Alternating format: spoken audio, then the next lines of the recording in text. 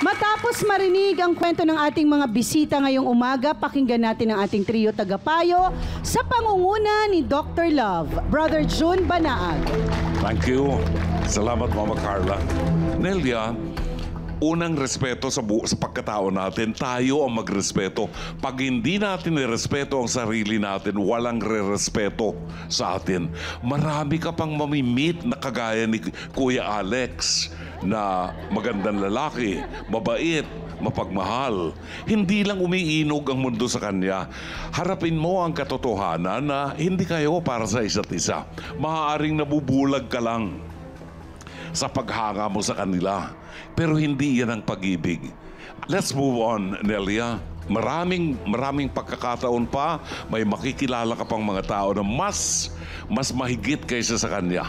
And ito sanang araw na ito maging closure na para sa inyo for you to start anew. Maraming salamat, Mama Carla. Maraming salamat, Dr. Love. Pakinggan natin ngayon si Attorney Lorna Kapunan. How old are you, ma'am? 6 years old po, ma'am. 56? Yes. Para ka namang ano. Ang sexy mo pa, Nel. Thank you po. Marami pang manggigigil sa'yo, hindi lang gigil boys.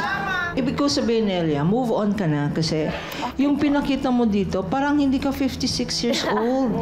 Para kang 16 years old na nagka-crush sa isang gwapong musikero or band player or artist, no? Move on ka na. Because Single po ako. never mind, more so. Kung single ka, alam mo yung Opo. percentage ng babae sa lalaki, mas marami kang makukuhang single na lalaki o mga lalaking nagpapanggap na single Opo. na magkakagusto sa'yo. Kasi rejected ka na eh. Have self-pride. Ngayon, yung ginagawa mo, pag ginawa mo yan, pag pinatuloy mo pa yan, stalking yan. Okay po. Stalking. Pag, kunyari, meron siyang concert, sasama-sama ka sa kanya. Miski na hindi ka naman imbitado. Basta nasa grupo ka, stalking ka o papanik ka sa stage. No? Stalking yan. Mas grabe kung cyber stalking. Doble ang higher ang penalty. Kunyari sa social media, pina-follow mo siya, tapos nagsiselos ka, nakikita mo yung mga niisip mong girlfriend. Ako, cyber libel yan. Mabigat ang parusa dyan. Aabot ng 6 years yan. Tsaka penalty yan. So mag-ingat tayo. Harassment yan. Dapat, lahat kayo, lahat ng mga nakikinig, dapat ang cyber, social media ay maging safe space. Magkaroon kayo ng line kung anong ibig sabihin ng fan at anong ibig sabihin ng friends. Palagay ko, yung lovers, matagal na yon, goodbye na.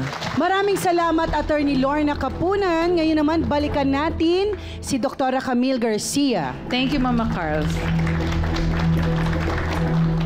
Alam niyo, sa mundo ng ganitong klase na hindi lang showbiz, sa larangan ng kantahan, lahat, may mga pagkakataon na pag ikaw yung singer, yung artist, ang tendency, maraming nakakakilala sa inyo.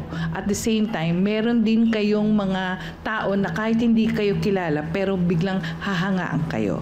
So, pwedeng maging fun eh. Walang problema yung sabihin natin, ay, nagustuhan ko yung kanta, kahit hindi yung taong involved doon. Pero when